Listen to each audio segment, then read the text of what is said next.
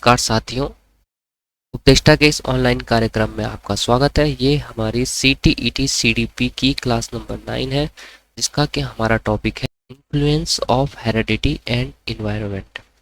यानी कि हमारे जीवन में, हमारे डेवलपमेंट में हेरेडिटी यानी आनुवंशिकता और इन्वायरमेंट यानी कि पर्यावरण का क्या प्रभाव रहता है, उसके बारे में हम आज जानेंगे। ये क्लासेस CTET और सभी स्टेट टीईटी परीक्षाओं के लिए उपयोगी हैं और सभी टीचिंग एग्जाम के लिए उपयोगी हैं। तो चलिए आज का हम अपना टॉपिक शुरू करते हैं। तो influence of heredity and environment. Heredity हो गई आपका, हेरेडिटी को कहते हैं हिंदी में आनुवंशिकता।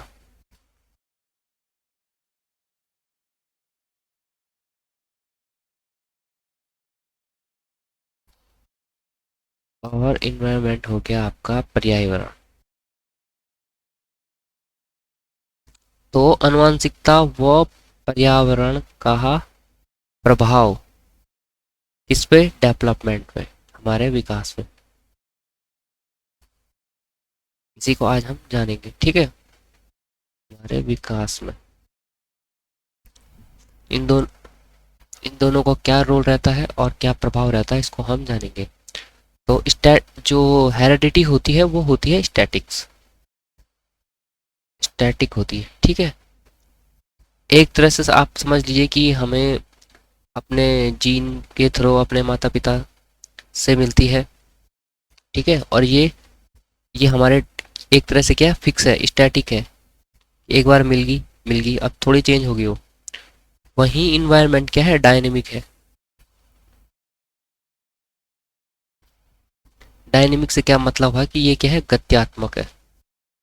ये चेंज हो सकता है, इसको हम चेंज नहीं कर सकते। जो भाई देखो, आपको जो भी अपने जीन के थ्रू जो भी आपके माता पिता से जो भी चीज़ें मिली हैं, उसने क्या कर दिया, एक लिमिट सेट कर दिया आपके डेवलपमेंट की। यहाँ पे मैं लिख लेता हूँ, heredity set the limit of development.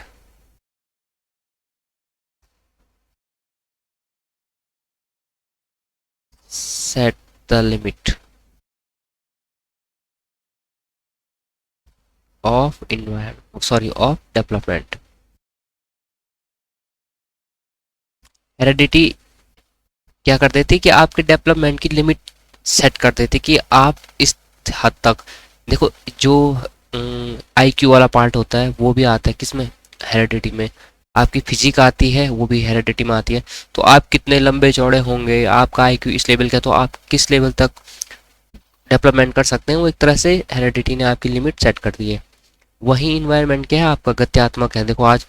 आप आज आप गांव में थे, माना आज गांव में थे, कल आप शहर चले गए, अभी आप किसी कल्चर में, किसी दूसरे कल्चर में।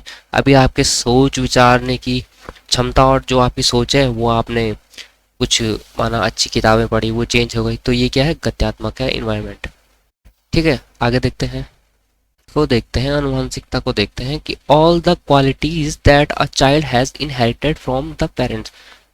वो सभी क्वालिटीज जो आपको अपने माता पिता से मिली है, वो आपकी क्या है, आनुवंशिक गुण है, ठीक है।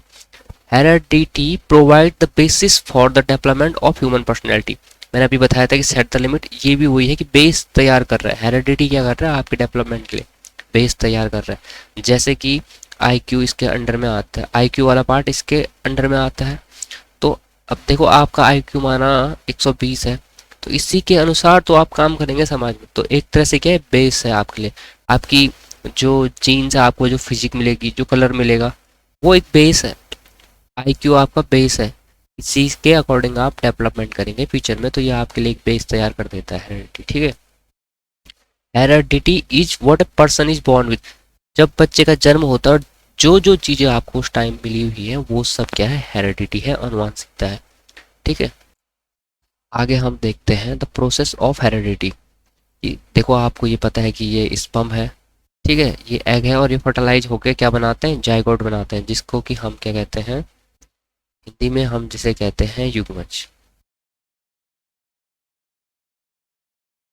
अब इस युग्मज में क्या होते हैं, आपको पता है कि 23 पेयर, 23 जोड़े क्या होते हैं, ह्यूमन में क्रोमोसोम होते हैं, गुणसूत्र होता है। ठीक है,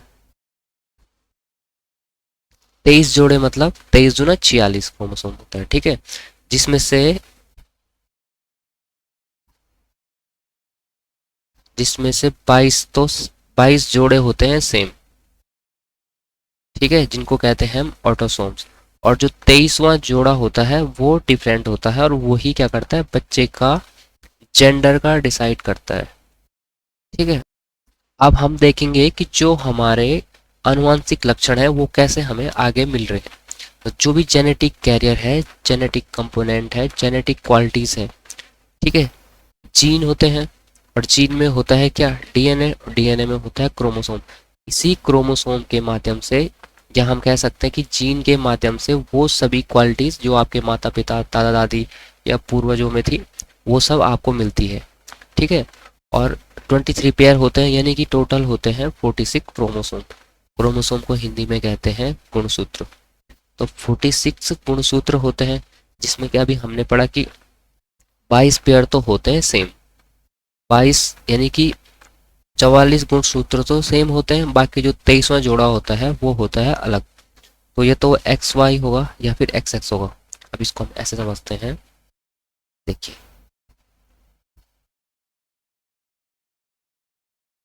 एक्स वाई होता है मेल और एक्स एक्स होता है फीमेल। तो अगर पुरुष का एक्स क्रोमोसोम महिला के एक्स क्रोमोसोम से मिला तो ये क्या बन जाएगी, फीमेल। अगर पुरुष का वाई क्रोमोसोम और महिला का तो एक्स ही रहेगा। ठीक है, तो ये मिलके क्या बन जाएगा, एक्स वाई। तो ये अब बच्चा जो होगा वो क्या रहेगी, फीमेल रहेगी। और ये जो बच्चा होगा वो क्या बनेगा, मेल।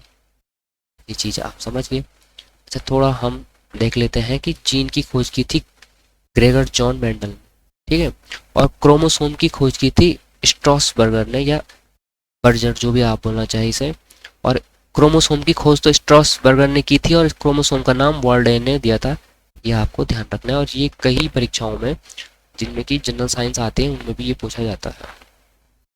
बच्चे का जो लिंग है उसके निर्धारण में किसकी भूमिका है, मेल की, यानी कि पिता की भूमिका है। अब आगे हम देखते हैं कि कुछ बच्चे होते हैं ट्विंस। ठीक है, जैसे ये हैं चिंकी मिंकी। तो इनको कहते हैं आइडेंटिकल ट्विंस, जो दिखने में सेम है। और दूसरे टाइप के ट्विंस होते हैं फ्रैटर्नल ट्विंस। इनको हम क्या कह सकते हैं हिंदी में, जैविक जैविक और ट्विंस को कहते हैं जुड़वा। ठीक है, अब हम इनको समझते हैं। तो जो आइडेंटिकल ट्विंस होते हैं, इनका जो निर्माण होता है वो होता है मोनोजाइगोट से। जो आइडेंटिकल ट्विंस होते हैं ये होते हैं मोनोजाइगोट से। जाइगोट क्या होता है, युग्मज। मोनो का मतलब एक, एक युग्मज से पैदा होंगे। ठीक है, ये होंगे आइडेंटिकल ट्विंस, ये एक युग्मज से पैदा होंगे। और वहीं जो फ्रैटर्नल ट्विंस हैं ये डाइ जाइगोट्स, यानी कि दो युग्मज। इन जो पैदा होते हैं ये होते हैं दो युग्मज से। डेवलप फ्रॉम सेम एग और स्पर्म, यानी कि एक जो स्पर्म, ठीक है, और एग, ये सेम एग और सेम स्पर्म से पैदा होंगे। वहीं फ्रैटर्नल ट्विंस दो सेट ऑफ एग्स और स्पर्म।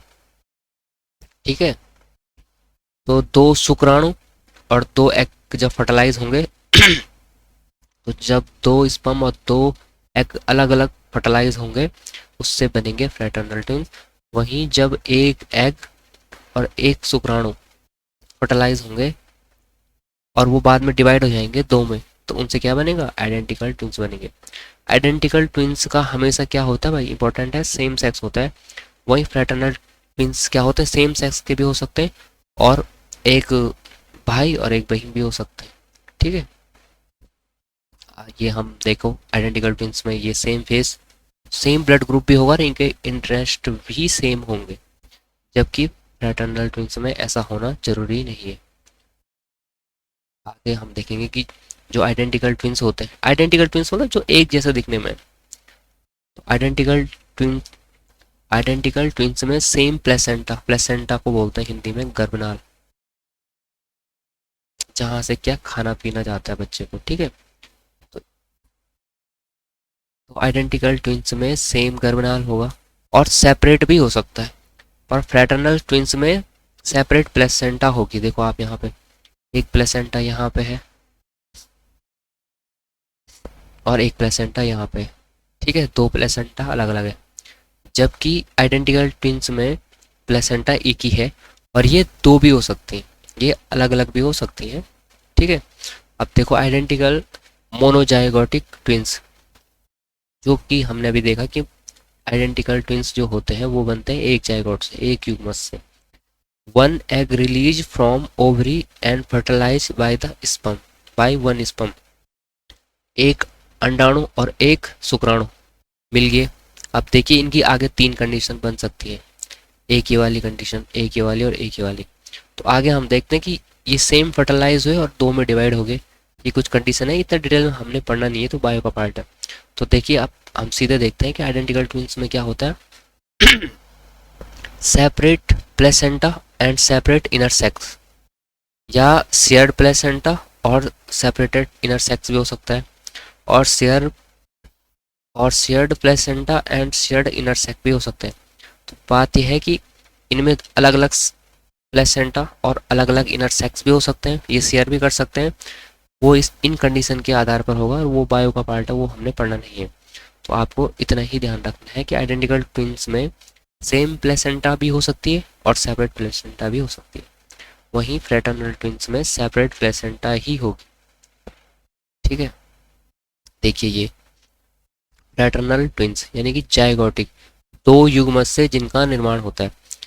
एक अंडाणु ये था, एक स्पर्म अलग से आया, एक अंडाणु ये था और एक स्पर्म ये आया, यानी कि दो शुक्राणु, दो अलग अलग शुक्राणु से। देखो each egg fertilize by separate sperm, ये वाला एग और ये वाला एग, ईच मतलब प्रत्येक, और ये अलग अलग शुक्राणु से फर्टिलाइज होंगे। निषेचित होने के बाद देखिए इस तरह से बनेगा, ये वाला पार्ट बायो का हो गया। तो इसमें क्या होगा, सेपरेट प्लेसेंटा ही होगा और सेपरेट इनर सेक्स ही होगा, ठीक है। तो ये चीज़ आपने ध्यान रखनी है। अब हम लॉ ऑफ इनहेरिटेंस को देख लेते हैं। ये तीनों चीज़ें हमने ज़्यादा पढ़नी नहीं है, बस हमने इतना ध्यान रखना है कि father of heredity Gregor John Mendel को, जो आपने पढ़ा होगा कि मटर के दाने भी इन्होंने प्रयोग किया था, और आपको टाइम लगे तो इन तीन नियमों को भी आप पढ़ सकते हैं, कि जैसे लॉ ऑफ डोमिनेंस, प्रभुत्व का नियम, जिसमें उन्होंने बताया था कि जो गुण क्या होते हैं, जो क्वालिटीज माता पिता में डोमिनेंस होती हैं, वही आगे क्या करती हैं, आगे बच्चों में दिखाई देती हैं। तो अब आते हैं हम इन्वायरमेंट पे, यानी कि पर्यावरण वाले हिस्से में। तो the environment is everything that effect the individual, वो सभी चीज़ें जो कि किसी इंडिविजुअल को इफेक्ट करती हैं, एक्सपेक्ट हिज जीन्स, उसके जीन के अलावा जो भी सारी चीज़ें उसे प्रभावित करती हैं, वो सब है इन्वायरमेंट का पार्ट। जैसे कि अभी हमने यहाँ पे देखा था, ठीक है, कि heredity is what a person is born with, वो सभी चीज़ें जो बच्चे को जन्म के समय मिली हुई होती हैं, वो सब हेरिडिटी है। और उसके बाद जो भी सभी चीज़ें उसे प्रभावित करती हैं, वो सब क्या है, इन्वायरमेंट है। और D is equal to H, ये कहा था वुडवर्थ ने, और ये क्वेश्चन काफ़ी बार पेपर में आता है। जो डेवलपमेंट है वो क्या है, हेरिडिटी और इन्वायरमेंट का मल्टीप्लाई। ये प्लस भी नहीं है, ठीक है, ये सिर्फ और सिर्फ मल्टीप्लाई है। कितना किसका रोल है डेवलपमेंट में, ये हम बता नहीं सकते।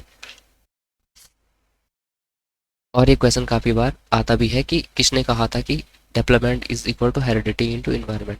वहीं एक और डेफिनेशन है कि डगडेल ने कहा था कि माता पिता के चरित्र का प्रभाव उनके बच्चों पर पड़ता है। ये भी आप ध्यान रखिएगा। तो आज की क्लास के लिए इतना ही। हम क्विकली से रिवीजन कर लेते हैं कि आज हमने क्या क्या पढ़ा। तो सबसे पहले हमने देखा कि हेरिडिटी, हेरिडिटी क्या है, कि बच्चे के जन्म के समय जो सब चीज़ें उसके पास है वो है heredity. All the quality that a child has inherited from the parent, जो भी बच्चे को जो भी क्वालिटीज अपने माता पिता से मिलती हैं, वो सब क्या है, वो सब है आपकी heredity. Heredity provide the basis for the development, heredity क्या करती है, डेवलपमेंट के लिए एक बेस तैयार करती है। ये हमने देखा था कि किस तरह से ये फर्टिलाइजेशन होता है। फिर हमारे ह्यूमंस में 46 क्रोमोसोम्स होते हैं, जिसमें से कि 22 जोड़े तो सेम होते हैं और 23वां जोड़ा ही जेंडर डिसाइड करता है। और जीन की खोज ग्रेगर जॉन मेंडल ने की थी, क्रोमोसोम की खोज स्ट्रॉसबर्गर ने की थी, और क्रोमोसोम का नाम वर्ल्ड ने दिया था, ये आपको ध्यान रखना है। ट्विंस दो प्रकार के होते हैं, आइडेंटिकल ट्विंस और फ्रेटर्नल ट्विंस। आइडेंटिकल ट्विंस क्या होते हैं, दिखने में सेम होते हैं, सेम सेक्स होता है, और ये मोनोजाइगोट एक युग्मक से बनते हैं, और ये develop from same egg and sperm, एक शुक्राणु और एक अंडे से मिलकर बने होते हैं आइडेंटिकल ट्विंस। वहीं फ्रेटर्नल ट्विंस डाइजोइगोटिक होते हैं, यानी कि दो युग्मक से मिलकर बनते हैं, दो अलग अलग शुक्राणु, दो अलग अलग एड, दो अलग अलग शुक्राणु, दो अलग अलग एग मिलके, ठीक है, दो बच्चों का निर्माण करेंगे, वो हो जाएंगे फ्रेटर्नल ट्विंस।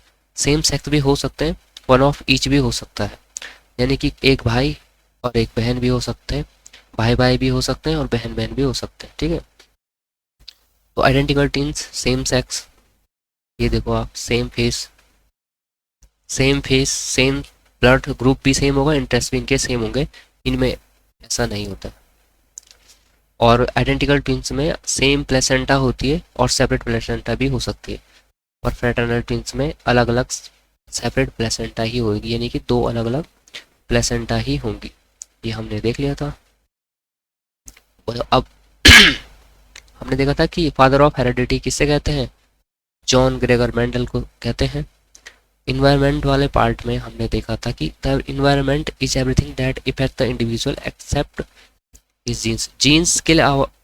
जीन्स के अलावा जो भी सारी चीज़ें किसी इंडिविजुअल को इफेक्ट करती हैं, प्रभावित करती हैं, वो सब है हमारे पर्यावरण का पार्ट।